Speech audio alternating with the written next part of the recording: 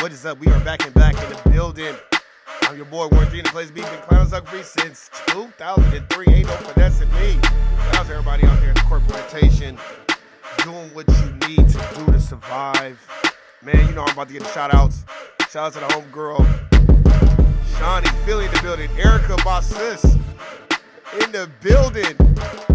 What is going on? Florida in the building. Shout out to the homegirl, Melina, North Kakalaka. That's my sister, too. Shout out to my sis, Melina, man. We chop it up every day. And I got to give props to my brother Dave from No Compromise. Y'all better go check out his podcast. Go look him up on Instagram. We got to do some lives. This brother's, that's like my OG, him and James Youngblood. Texas in the building. Georgia in the building. Shout out to all my siblings out here in Las Vegas, Nevada. Tasha, Angie, all y'all working hard. Look, let me tell you something. Let me tell you something about my family. We don't sit around. We work. We go to work. We like Kumo D. We go to work like a doctor, like a police, like a fireman in this motherfucker. We go to work. That's what we do out here in Las Vegas, Nevada. And my little sister, too. We all go to work. Motherfuckers be acting like, motherfuckers will treat us like we ain't got no jobs. We gotta go to work. So shout out to all my siblings. Shout out to my homegirl Jerica out here in Las Vegas, Nevada as well. Shout out to my two sisters in Arizona, Tanya and Miss Tanya. Hey, I got nothing but love for everybody out there, man. We got a little quick topic today, and we're gonna bring it full circle, so let's get into it. Hey.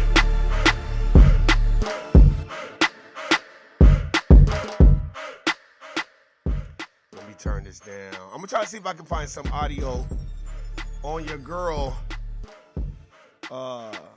Fannie Willis, or whatever the fuck her name is. Let me see if we can find some audio on her, cause see, this is what happens when you do the devil's work, when you do the ops work. Sometimes you gotta stay out of that shit. You know what I'm saying? Let's see.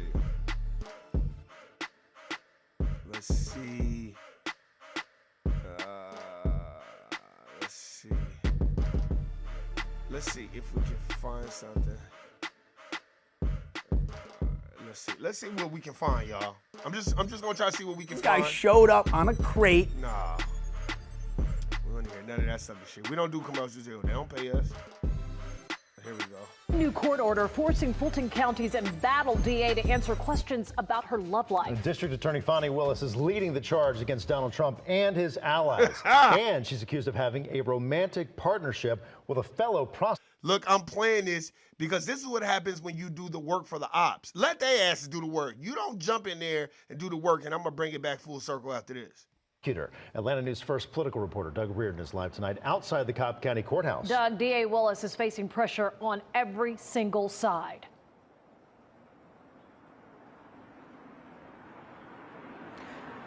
Right, guys, you could say it's been a week of highs and lows for Fannie Willis. First, she narrowly avoided having to testify in the divorce case of the man she's accused of being in a relationship with, and also hiring to be the special prosecutor on this case, Nathan Wade. So that will not happen for now.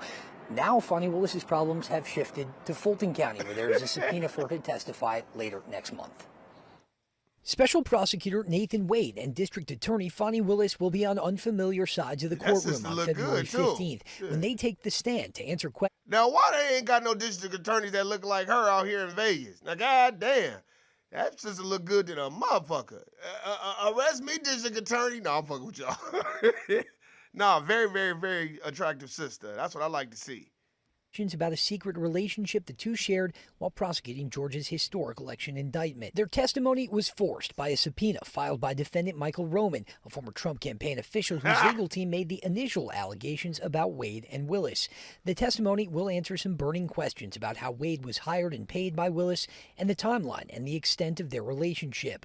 But a break for the pair came on Tuesday night in Cobb County, where Wade's divorce case is being handled. Willis may have had to testify in that case as well, but an abrupt and temporary divorce settlement one day before a key hearing spared her from that, at least for now.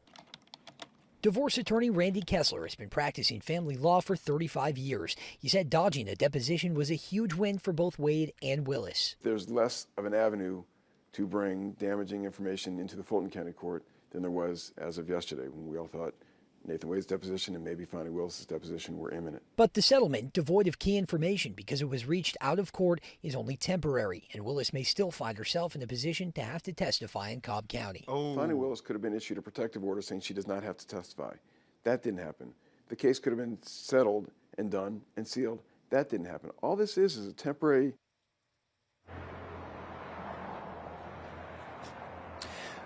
Right, and also today, Roman, who was the one who made these initial accusations and filed the subpoena, also sued Fani Willis civilly, saying that she has failed to comply with requests for documents that he says are crucial to his defense. Now, we did hear from Willis on this actually before the lawsuit and the court filing last month where these accusations were made. She said she has complied with every request for documents that is within her right to do so. We're outside the Cobb County Superior Court tonight. Doug Reardon, Atlanta News First. The reason why I wanted to play that, y'all like, well, where you going with this? And the reason why I wanted to play it, here, let's see. We're going to see if we can find another one. The reason why I wanted to play it because I'm trying to give y'all an example.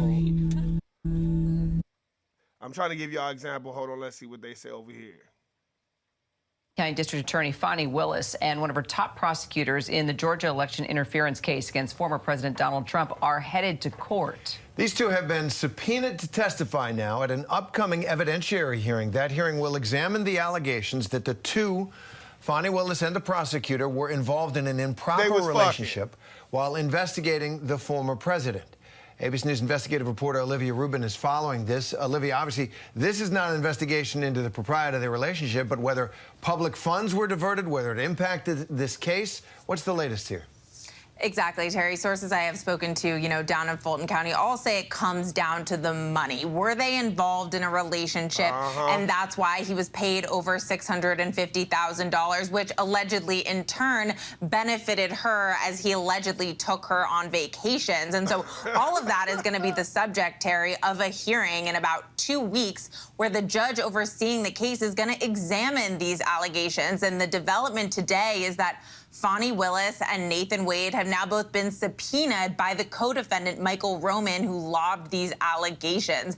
And what it really does is sort of put another bad day in Fulton County DA's office, because Fani Willis is now facing the possibility of having to get up, take the stand, answer questions under oath about these misconduct allegations during a live televised hearing. So it's a lot of pressure to put on her, a lot of pressure to put on Nathan Wade. We don't know if Fani Willis will fight the subpoena.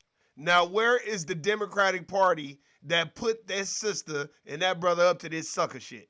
It's expected that she might, like she did in another instance in the divorce case of her prosecutor. But look, let me tell y'all something.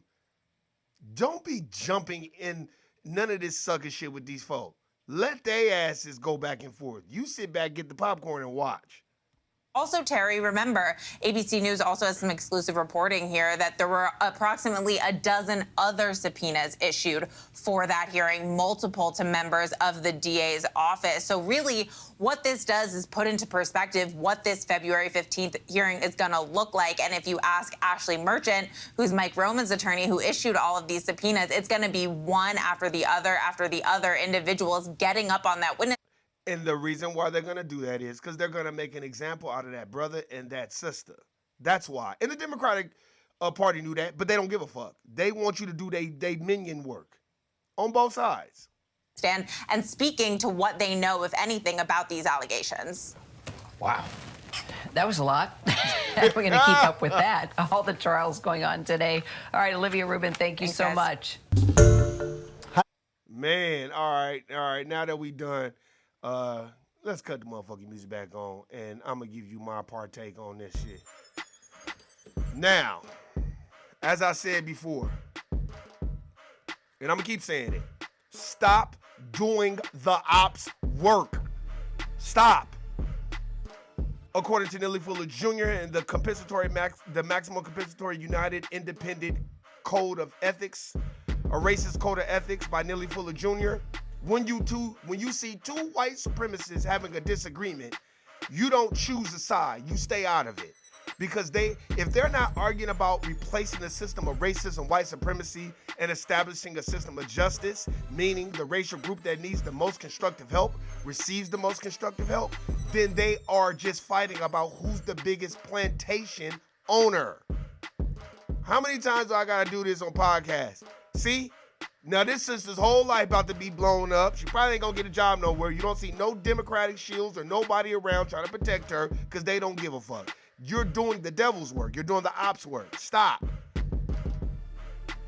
Whether he's doing elections or not, rigging, who gives a fuck what elections Donald Trump is rigging? Who gives a fuck? Stand back and watch them work. Don't get involved in that shit, thinking that you're gonna get something. Because this is what happens when we do that. We end up being the ones that get shot, blown up, torn apart in the court of public opinion. Why the Democratic Party and the Republican Party are going around their way. And you gotta understand, let's know the social game rules. You are fucking with a heavyweight, Fannie Ellis or whatever the fuck you're on, Willis. Miss Fannie, let me tell you something. And you are a very attractive sister. You fucking with a heavyweight. That's a billionaire. That's a dominant society billionaire. Don't let these people in the Democratic Party gas you up to be jumping through hoops and doing all this sucker shit for them. Let's look at all the people that done took up for the Democratic Party. You don't hear nothing from them. Keisha LaMamie Bottoms, and then the Pine Saw lady who lost, and her sister was some type of Superior Court judge. She lost. I forgot her name. Stacey Abrams, the Pine Saw lady. You don't hear shit from her no more. What's his name? That was found in the room, face down, ass up. I forgot his name. You don't hear from him. Andrew Gillum. You don't hear nothing from him. Now he got a podcast. Angela Rye. All these people. Look, the Democratic Party and the Republican Party, one bird, left wing, right wing, shitting on black folks' head. Neither party gives a fuck about you, so you sit back and watch them work. You reserve your vote, and you say, I'm voting for whoever's giving me tangibles, reparations. I don't want to hear shit about no, look, and don't be talking this minority coalition. Minorities is white women. And people don't even know that. Because we are lacking and we are bereft of knowledge. We don't know this shit. It's just like at the court plantation. Stop thinking every black folk that's in a position of fictitious power is there for you. They not. They're gatekeepers. And they only gonna hold the door open for other ass-kissing Django, Steve from Django, tell him about the gun line, Hayward Shepherd motherfuckers. If you don't know who Hayward Shepherd is, go read Powernomics. Hayward Shepherd was the motherfucker who told that John Brown was coming, and he got meritorious manumission. See, this is what these black folk think. I'm gonna get a meritorious manumission. I'm gonna go tell on a person that's opposite of what my master think, or I'm gonna tell on help a white folk, and I'm gonna get meritorious manumission. That's when you help a white person, you save a white person's life, or you tell on another nigga. That's a meritorious manumission. Stop. Go read Dr. Claude Anderson's books, ladies and gentlemen. How many times are we going, like, remember when Keisha LaMamie Bottoms was like, how dare y'all tear up the Ted Turner brand after everything that Ted Turner done for us? Bitch, go sit your ass down somewhere, being a goddamn mammy. And what, you don't even hear from Keisha LaMamie Bottoms. The dominant society always breaks its toys when they're done with them. And this lady, this nice, sophisticated, well-educated, intelligent, beautiful sister done jumped in the ring with a giant. And now your whole life is about to be blown up. This is a billionaire, ladies and gentlemen. He got all day to do this shit. He got all day to dig up whatever he can on you. He's a fucking billionaire, and he was the president of the United States of fucking America. Just like Bill Clinton and them, man. You boxing with God. Don't get involved in that shit. But see, there's the thing, because we think individual first and team second. We got to wake up, ladies and gentlemen, and we got to understand what it is. Stop jumping in these fights and doing the ops work. The Democratic Party and the Republican Party are both ops until they give us reparations. I'm talking about foundational black Americans. You know what your last name is? I don't want to hear shit about no Mobutu and all this other shit. No. We talking about foundational black Americans. We built this country for free without repayment. Every other racial group done got reparations but us. And they try to keep dragging us into this Israel and Palestine thing. And now they mad. I seen this shit with, I was watching this thing on Tariq Nasheed's podcast when he had Michael Rappaport on there talking about, well, we know who's been knighting up. Man, get your ass the fuck up out of here. No, motherfucker. We not jumping in nobody else's battle but our own, because ain't nobody jumping in our battle. And I don't expect nobody to jump in our battle. As David from No Compromise always so eloquently says it, he'll say it. We have no friends, Warren G. He'll say, Warren G, we ain't got no friends. And look, I'm going to say this again. This nigga David said something so cold, and I still say it to this day. That nigga said, no, Warren G. We love and we are attracted to theater, to drama. We need it. We loathe it. That's what makes us get up in the morning. He basically, David was like, that's our purpose, to be attracted to drama, theater. That's why Cat Williams and Shannon Sharp's, 20, 30 million views? Because we are attracted and addicted to that shit. We are. And it's time out for all that shit. That's why when you get on the court plantation and you see a foundational black American, an FBA, you have a conversation, hey, how you doing? I'm talking about real FBA that's really on code. And this is what I mean by on code. You notice the Democratic Party and the Republican Party, they ain't saying shit right now. They just letting this bitch get prosecuted and get torn up to shreds in the court of public opinion, putting all her business out there. You notice ain't no Democratic nothing came to her defense. And she was the main one trying to fuck with Trump the whole goddamn time. And they knew that. They knew that. And what happened to Ketanji Brown, the Superior Court Justice? What happened to that girl that took Dianne Feinstein's seat in California? These motherfuckers ain't planning on doing shit. These are Lady Eloise positions. Y'all know who Lady Eloise is? Go watch Boomerang. Eartha Kitt. I forgot her last name, but she was in Boomerang. She was the head bitch. The bitch that told on Mike Tyson. Whatever her name is. She was just like, she has no power. She's a figurehead. And that's what all these black folks positions are. They just figureheads. They ain't got no fucking power. You're not gonna ever meet a black person that's foundational black American that's gonna be in a real position of power. As Neely Fuller Jr. says, that we are all infantiles in the system of racism and white supremacy. We are prisoners of war, ladies and gentlemen. This isn't our system. They dominate 9 areas of people activity: labor, law, economics, entertainment, education, religion, sex, war. Come on. Religion. They dominate all that shit. Oh, Warren, man, they don't dominate religion. Okay, then who do you pray to? You pray to Cesare Borgia. That's Jesus Christ. That's the Jesus Christ that's in every black church's wall. That's Cesare Borgia. I read the book, The Borgias. Pope Rodrigo, Lucrezia. Go read the damn book. That man basically said, was it Donatello, Michelangelo, one of them painters, famous Italian painters. I want you to paint, the symbols of the Borgia Palace, and I want you to paint my son, Cesare, and I think he is the image of Jesus Christ. I think that's what Jesus Christ looks like. Go Google it if you don't believe me. God damn. But it's in the book. Just like the first Federal Reserve was the Medicis. I read that book. These Italian bankers. And they was running game. Il Magnifico de Medici. Alexander de Medici. All these, Italian motherfuckers with the first. You gotta know a little bit about history. Go watch The Matrix. Go watch it again. A black woman wrote that movie. And wrote The Terminator. Sophia Stewart. She wrote those movies. That's why I watch them to this day. read about the Merovingians and all that. But I'm just saying, you like, why you saying this, Warren? I'm saying this shit because we're too busy wanting to do the ops work. We always want to do their work. We always want to jump in there and take a side. No. If two white folk, two dominant society people are having a disagreement, I ain't taking either side. I'm just going to let them argue. If y'all not talking about replacing the system of racism, white supremacy, and establishing the system of justice, then what the fuck am I jumping in it for? And now look, this sister done jumped in a battle that her ass can't cash, and now she's stuck by herself, her and that other brother. While everybody else don't go on about their fucking way. That's why it ain't good to jump into everybody else's shit.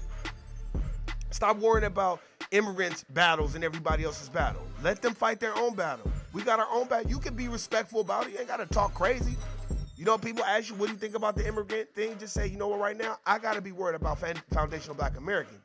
I got children that's coming to this world. They need to be educated on what we've done for this country. I don't have time to be worried about what everybody else has got going on. No diss, but ain't nobody jumping up and talking about reparations for us. You notice, you hear the Jane L. That's why I ain't never liked Tim Wise. I ain't never liked Tim Wise. I've always had my side up because I don't need you regurgitating white supremacy to me. We know what that means. What are you doing to replace that system? Don't be peddling your books and telling me about my mom and my daddy told me to be equal. I don't want to hear none of that sucker shit. What are you doing to replace the system, motherfucker? We don't need you telling us what we know what racism and white supremacy is. But are you trying to establish a system of justice? Is what I'm saying.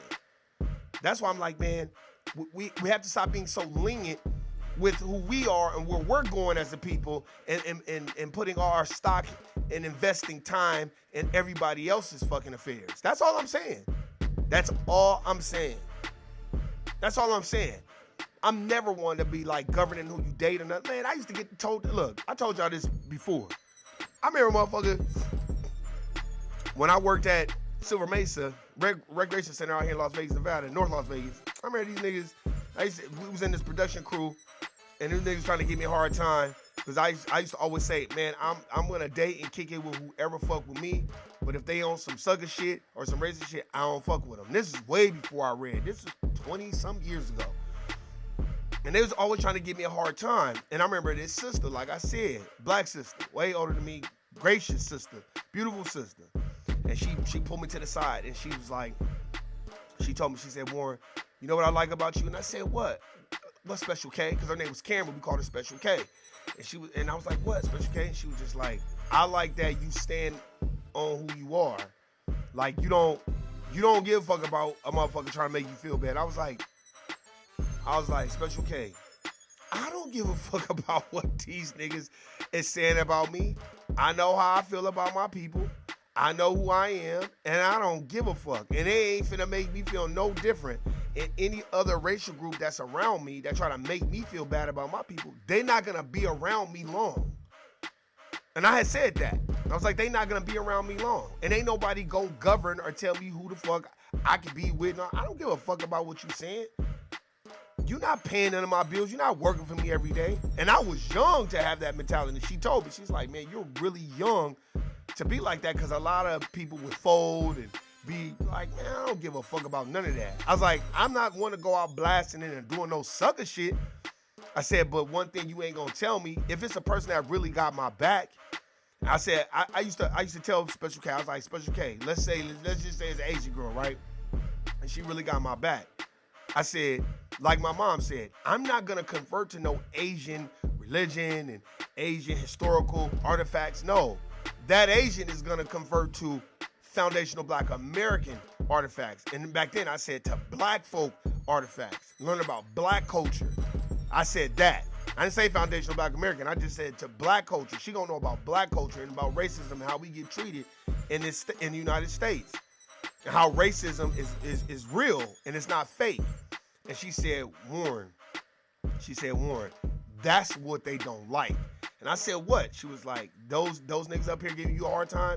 She was like, that's what they don't like. I said, why? She was like, because they'll go date, but they ain't going to bring up none of that racial shit because they going to be afraid it'll fuck up their relationship. I said, then that bitch don't need to be around me then. And anybody that has hung out with me when I ain't kicked it with girls, they'll tell you. I done ran off way more girls. I'd be like, nah, I don't give a fuck who you are. Sisters too. I remember one time I hung out with a sister when I used to be clubbing all the time. This sister was just going in on other sisters. And I kind of was like looking at her like, why? And the first thing I said was, why you fucking saying that? And she was just like, it's just, we gotta stop being ghetto. I was like, what the fuck you mean we gotta stop being ghetto? Every black person ain't ghetto. And she was a sister with a weave all down her back. And I was like, what you mean ghetto? And she was like, you know, it's just like, we gotta know how to act. I was like, how you know you acting the right way? This is before I done read or anything. She was like, damn, why you being so argumentative? I was like, I'm just saying, look at what you saying about black people. I was like, you're generalizing like every black person is ghetto. I was like, I got fucking 2 jobs. The fuck are you talking about? How could I have 2 jobs and be fucking ghetto? They wouldn't hire me. What the fuck is you saying? And she just was like, well, I'm just saying, like, we always loud and all this other stuff. I was like, ain't nobody been loud since you started saying all this bullshit. So then the niggas around me was like, uh-oh, here we go. And then she was just like, damn, what's your problem? I was like, my problem is people like you getting around other people and talking shit about black folk. I don't tolerate that shit, so get the fuck on. And that same sister went, told the other homegirls, and was like, oh, Warren's an asshole. And I was like, man, get your ass the fuck away from me. I don't give a fuck who you are. I don't tolerate that sucker shit. Do not come around me with that bullshit. For real, for real. Nah, man. I knew it was some coon shit, you know, on some mammy shit, but I just didn't like that shit. I knew it, but I just was like, man, I was more offended. I was like, what the fuck is you doing? Why are you saying that? Oh, because it's white people around and it's Mexican girls around, so you feel like to make yourself look better, you gonna talk shit about black folk. Well, you ain't doing that shit around me. And you should have saw them white people, you should have saw the Mexican girls that was there. And when I was like, you need to get the fuck on, and everybody got quiet and nobody said nothing, and then she left and everybody was like, she shouldn't have said nothing like that. That was rude as fuck. See, she thought them white people was gonna be like, yeah, but she not knowing, them motherfuckers ain't gonna be around me co-signing no sucker shit like that. And I was really rude then. This kid at the problem, I was like, you gotta get the fuck up out of here, man. I ain't want you around me. And that's how we gotta be. Straight up. Don't matter who it is. If they're not talking about equality for foundational black Americans and replacing this racist system, man, get the fuck away from them. I don't care who they are. I'm going to say it again. I've been around the most blacker than black, and I'm black, y'all, and I'm black, y'all, and I've been around there, and they talk so much shit about niggas, don't fuck with niggas, don't want to be around niggas, so I don't want to hear none of that sucker shit. A nigga can't tell me shit. That's why I be looking at Umar Johnson upside his head. Nigga, you ain't even got your school bill, and you up here telling niggas who they can fuck. Man, get your whole ass the fuck up out of here. Nigga done collected $2 million and ain't got no running water in his school. So I don't want to hear none of that bullshit. I got love for you, Umar Johnson. But this school shit been going on since 2013. It's 2024, and you still ain't got no motherfucking school up. So I don't want to hear that shit. And you cannot go on no nationally podcast and tell niggas who they can fucking, they like that nigga that when he was on Joe Budden's podcast and he was going at that nigga was nice. Cause I could have been like, nigga, you not finna tell me shit. You ain't even got no school bill. And Joe Budden, his girl is Dominican. She not no motherfucking sister. And he just sat up there and let this man attack his homeboy on the show. I'd be like, nah, Umar, you're not finna do that on my show, bro. You not finna do that, cause that ain't cool. You don't got no right to be telling nobody who the fuck they like. Who the fuck is you? Oh, you the gatekeeper all pussy? Man, get your whole ass the fuck up out of here, nigga. That's the problem with us black folk. Look, we want to teach a person because it's not about the person, it's about the message. But you have to understand this and keep it in context. It's not just about the person and the message. It's about understanding the message and all the other shit, let it be. You saying, why you saying that, Warren? The reason why I'm saying that shit is because the message is about replacing the system of racism and white supremacy and establishing a system of justice. Meaning the racial group that needs the most constructive help gets the most constructive help. You know, I put racial group in there instead of the person because people be like, oh, well, disabled people need it, minorities need it. No, the racial group, and the racial group is foundational black Americans who built this country for free without fucking payment.